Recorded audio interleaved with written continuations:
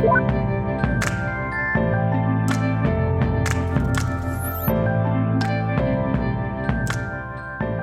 Keith. It's so great to have you on. Thanks for joining us.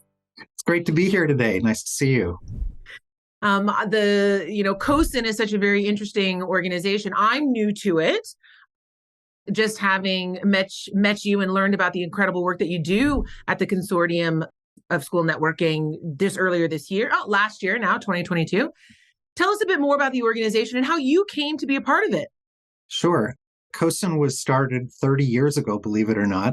And while I was just a child, after about 2 years, they approached me. The way it started was really in higher ed, and I know you work in higher ed.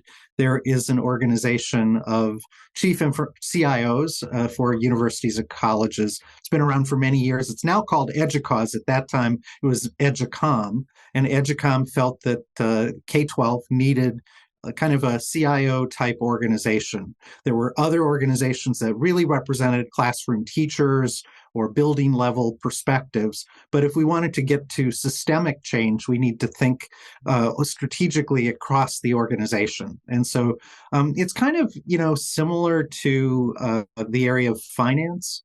30, 40 years ago, there were bookkeepers and accountants. There's still bookkeepers and accountants in schools, but school systems, school districts decided that finance was a strategic asset.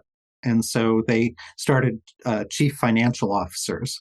So our organization was created kind of before there was a career path. And the goal was to elevate the profession by defining what are the skills that leaders need who head up technology, they and their teams. And so that's kind of what we've been doing for a long time. And I've been with the organization for about 28 of its years. Oh, wow. I didn't know. So since inception, amazing. Yeah, I'm not a founder, but I get accused of being a founder. You're an honorary founder. You get an honorary degree. I love it. You mentioned a few elements there. I'm curious. So there's this really interesting idea of, EDUCAUSE does such interesting work on aligning this idea of systems change, strategic decision-making, I hear you talking about.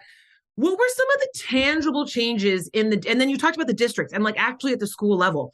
So this inception of this organization for these kinds of umbrella purposes, system strategic purposes. So there was a direct change in the schools in terms of jobs, new jobs were created, some jobs didn't exist anymore, and then new jobs were created. How did that process go? And I think kind of changes might have happened. We've been putting together our timeline of things that happened that were critical. And about 8 years into the creation of the organization, the board said, we really need to think about who is our audience. And they defined generically a term called Chief Technology Officer. And that has now become a job title for some people, but we use it generically to mean kind of the head of the technology at the school system level. We then, after a couple more years, said, everyone says that they're one of these people, but why don't we define a framework of what the essential skills of that sort of person are? So we created that, and we went about another 10 years of people saying, we were talking about that, and everyone was nodding their head, but there was no way to assess whether or not someone was a high-performing leader. So we've created the first in the world practice-based certification for heads of technology. And it's not a technical certification. It is a leadership certification. It's not a certificate like getting your master's in ed tech. It is something that you achieve, you have it for 3 years, and then you have to get continuing education to keep it active, because a lot of folks, have gotten their master's or PhD in education technology leadership, 20 years ago, and they wouldn't be up to speed in terms of how to handle ChatGPT or AI or things like that. So we're very proud of that. In fact, 75% of people who are in charge of technology already have a master's or PhD. So they were not, it doesn't mean that they're not interested in those sort of credentials. It's they have them, but they want something that's practice-based that helps keep them fresh. Well, this is fascinating too, because I mean, I'm writing like so many interesting terms, Keith. It's only the first 5 minutes. This idea, when I do work as a consultant in the private and public sectors, and one of the things I come up against all the time is we want to hire certain kinds of people, right?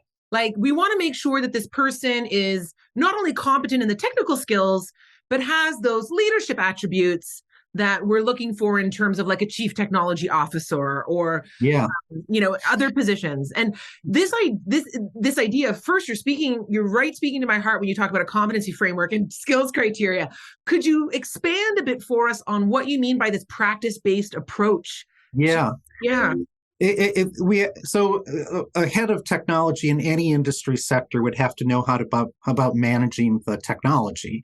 So that's the traditional kind of, and that's about a third of the job.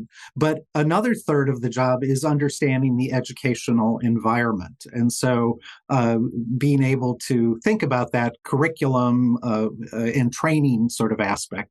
And then the third piece is if you want to be at a cabinet level, if you want to provide value to your superintendent and other teams, you need to understand the leadership and vision.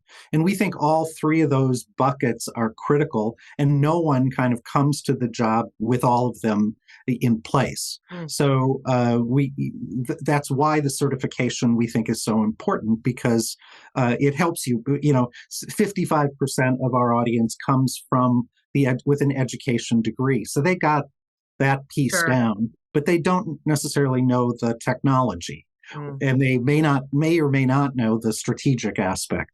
Likewise, another 40% come with technical degrees, and they struggle with the educational language, and then there's a mix of other people who have an MBA or a military background. So it is a hybrid career path, and that's a challenge, both an opportunity and a challenge. It's very exciting for people to learn new skills. And we see, you were talking about job descriptions. Too often we see that school districts advertise, and all they describe are the technical aspects of the job. And that is a real missed opportunity, because if technology is a strategic opportunity, we'll talk about, I think, innovation, to get innovation, then you need to define that up front, what you're looking for. Otherwise, you end up with, superintendents and other people saying, they rolling their eyes, well, all we've got is a technician, and they don't understand what we're really trying to do. And this is moving from silos, looking at skills and being able, obviously, like you say, being able to assess those skills. And we can maybe dive back into that later in terms of, articulating these things in a kind of more systematic way, and then assessing them, and then asking for a level of maintenance and sustainability in that skill set. I think these are all key elements of how we frame innovation. Is this idea of moving from, you're one thing. You're an accountant, math, that, you're an engineer, science, you're instead. And this is one of the things I'm really interested in. And I swear we're going to, there's so many topics I want to cover with you, but I'm fascinated at how this is playing out at the classroom level. The interplay between the systemic changes happening and the strategic changes happening, and then the practical, because ultimately, there is a need to teach students at all levels, K to 12, higher ed, in this kind of renaissance methodology. Yes, I'm a math teacher, but I'm also here to help you communicate with each other. And I'm also here to help you use logic and draft a report, or, there's all sorts of other interdisciplinary skills that, and traditionally so much of our learning has been done in silos. Go to math class, go to gym, go to French, and it's all so much more interconnected now. So you mentioned innovation, and CoSN's tagline, as you have on your screen, leading education innovation. So we've got a lot of buzzwords flying around already, Keith. I know. But how would you define innovation? Yeah. Well, first of all, I think that you could go to almost any superintendent or principal, in Canada or the United States, and say, is there someone in your school or school district who is doing a great job with technology and leading it with innovation, and they would say, of course, yes, there are. We're great at islands of innovation. The challenge is when you ask the follow-up question, does it matter which teacher you get or which school you go to? There are big differences, and so there are problems around. So what we come at it is, how do we get the system being more enabling? So sure, a great teacher can try to figure out something really innovative, but all too often that's the exception rather than the rule. So you ask about innovation, and you'll note that while we are a technology leadership organization, we don't in our tagline talk about technology. We see technology as a means to an end, but not the end. And in the words of Simon Sinek, we would say innovation is at least one of the ends that we are trying to achieve. And innovation, as I'm sure you would agree, can be for good or for bad. So what we want is, does it really make a difference in making things better? Defining it, I think, means you need to start with, what are you trying to improve upon? We do an annual report called Driving K-12 Innovation. It's a global research project. We've been doing it for about 15 years. We actually, the first 10 years, we were part of a higher ed association, and EDUCAUSE continues to do it in the higher ed world, called the Horizon Report. Yes. Well, the K-12 version of that, we do. And we've rebranded it as Driving K-12 Innovation. And it's broken into 3 pieces. And the first piece is called the hurdles, which on an annual basis, we identify, with the help of 100 global experts, what are the 3 most important things that we're trying to overcome? What's the hurdle we're trying to jump over? The second part of the report is called accelerators, and that is, the context of the world, because what has changed around the expectations of teaching and learning, and how are bigger trends like, personalization or social emotional well-being, how does that play out in education? And it's only the third and final piece of the report where we look at the technology. It's called the tech enablers. And again, we pick 3 trends each year. So there are 9 trends: hurdles, accelerators, tech enablers. And I think the way that is constructed is a helpful model for educators who want to think about innovation in a powerful way. You need to start with, what are the hurdles that we're trying to solve? What's the why? What's the larger context of expectations? What are the accelerators that are happening in our society? And last, what is the technology? And I will definitely say that the biggest problem, the biggest problem is always people, and if we didn't have people, the human element, yeah, exactly, human element. That's right. As the old cartoon Pogo said, "I've seen the enemy, and it is us." Yes. But too often, technology leaders start with the technology. Yes. When they want to define innovation, and what we really need to start with is the hurdles and accelerators. What's fascinating is that process that you just articulated, that is evident in the report that CoSN puts out, which is extremely valuable, is that process can be microcosmic. Like an educator in their classroom could go through that process, right? Like, what is the hurdle? I'm like, this student isn't, doesn't have the equitable access. I'm having an issue here with students. What are the accelerators that I have at my disposal, and what are the tech that I have that could enable the solution or strategy I want to put in place to manage this hurdle? So that could happen. And that's, I think all my podcasts need to come with some sort of a concept map or a visual. Like, that process sits inside the same process, but on a bigger scale, and then a little bigger, and then a little bigger, until you get at the level of the school could do that. The level of the district could do that. Do you feel... I think you're right. And I would say one of the things we always say is that while we put this out annually as a report, it's not like a tablet from heaven to tell you the answer. The purpose of it is to spark a conversation. The most powerful thing is to start, what is our hurdle that we're trying to solve?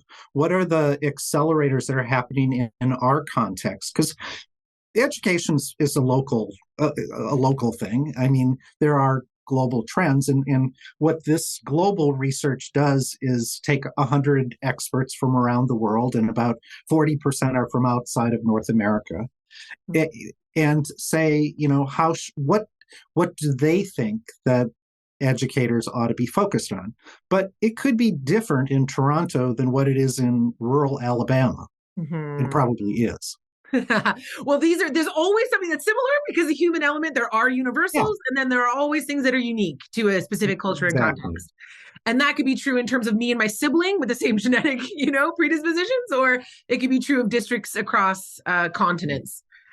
Let's get a bit of a timeline, as you were saying, you were reviewing timelines earlier. In terms of these hurdles, accelerators, and tech enablers, over the course of your time at CoSN, what have you seen change? Has there been one hurdle that just won't go away, Keith, that it keeps showing up? Absolutely. The equity is always, and I think we come at it from different perspectives, but that is always one of the thorniest challenges. And I think the pandemic showed that it wasn't just equity at school, but equity at home or outside the school. And so that is a hairy problem, I guess, a big hairy problem. But there are also things that we're making progress on, at least I think in North America, around broadband, and not just to the school, but and ubiquity of devices. We just from 2000 to 2022, we saw that probably 60% of high school and middle school classrooms had one-to-one environments. Probably at the elementary level, it was about 40%. It's almost 90% in both high school and middle, and 85% at elementary, even at the K2 level. That we saw a huge shift in. So I think that, of course, is not an end in itself, having a device, having connectivity, but it provides the groundswell for you to look at what you can do. Because when you only have it here and there for some kids and not others, it's really hard to do something in an equitable way. This is another, whenever I start talking, when I go into access and equity and it turns to the hardware or software side of things, I get all of these voices echoing in my head of frustrated students and educators who are all saying to me, there's no IT support. There's no one here to fix my device. I can't log on. How has that as a hurdle evolved? The staffing, that idea of staffing, because it's hard, in higher ed too. It's hard, looking at the learning and technology services department in our institution or in institutions around, universities.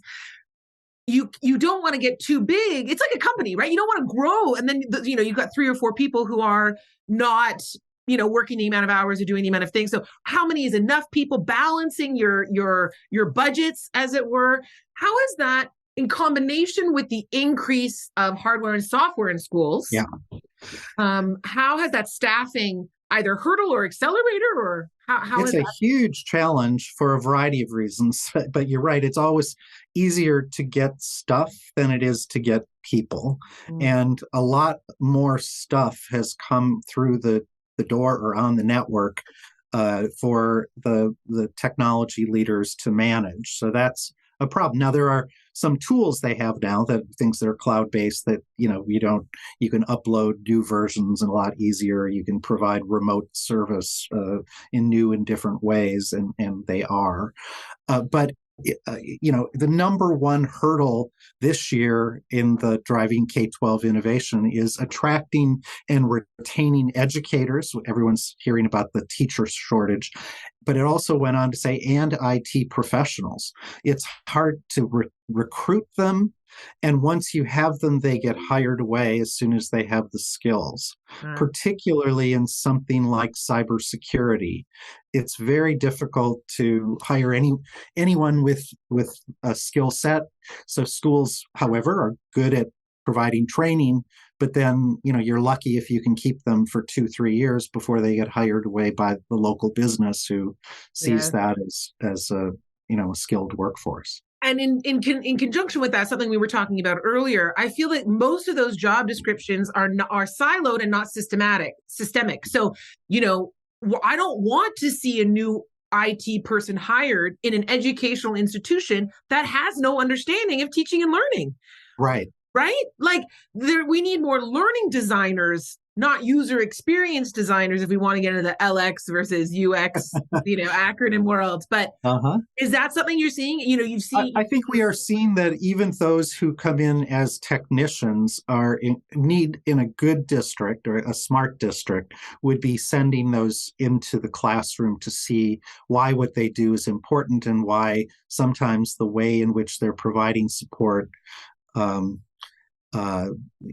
needs to be done in different ways, because there are technical people that are needed to provide some support for some things, but you're absolutely right. They have to understand the educational context, and one of the best ways is to let them take a day a week or a day a month, Right. And sit in the classroom and listen to what the teacher is dealing with. You're pulling on two other big threads, Keith. This is what I find. This is why I think, I love having these conversations with systemic change specialists or systems thinkers, because it's very convoluted when you start to see how everything is interconnected. It's very overwhelming. It's very complex. Yeah. And it kind of makes you want to go regress back to, no, I'm just going to do this one thing over here in this one little place. Right. Because now you talked about time. And when we talk about staffing, we talk about money. And what has been the evolution over these last 28 years of your experience? Because I really do feel that in order to see some sustainable gains, some tangible shifts, things like what you just talked about are necessary, like investing in the right kinds of staff members at a price point that encourages retention. Yeah. Right. So it's not, I'm just going to give you minimum wage. This is a valuable position and we're going to pay you accordingly. And then also, same as you were mentioning in terms of the leadership structure for the CTO type positions, I want to give you some time to refresh those skills, to get into the environment, understand the context, talk to some students. Maybe that's a once a week thing. Maybe that's an annual thing or a monthly thing. But how have you seen the ability or fear of providing some space and schedules for people and or paying them right to keep them around? Yeah, well, it's a great question. I would not say that I have all the answers, but I think that the pandemic definitely showed that there are a lot of things that we assumed had to be done face to face that can be done in new ways. Whether that's connecting with parents, to me, that's one of the wins. So, the traditional way is, once a year in the fall, parents are invited into a consultation. Well, that can be done a lot more, especially kids with special needs. You can check in with parents and not make them take time off from work or the transit time. Likewise, from an administrator perspective, many big school districts like Toronto or LA or whatever would call together all their principals down to central meetings. And that's, an hour there, an hour back. That's a lot of time away from the building. We can do that kind of staff training in better and smarter ways.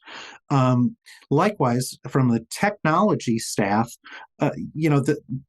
if you're going to be competing in the larger marketplace of technical people, a lot of their support do they want to be going into a central office? Do they need to, if they're providing their support remotely? At least we ought to, maybe give people some flexibility. Maybe a day or two a week they can work from home and provide that. There are. I'm not saying that everything can be done remotely, because there's great interactions that are needed at the water cooler, but there should be new ways of doing things that maybe we're not thinking enough about.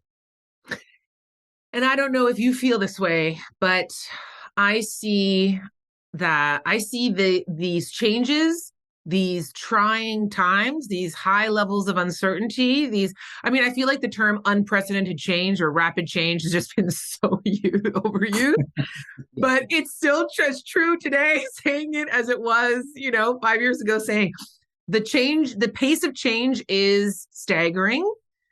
And I see it as an opportunity.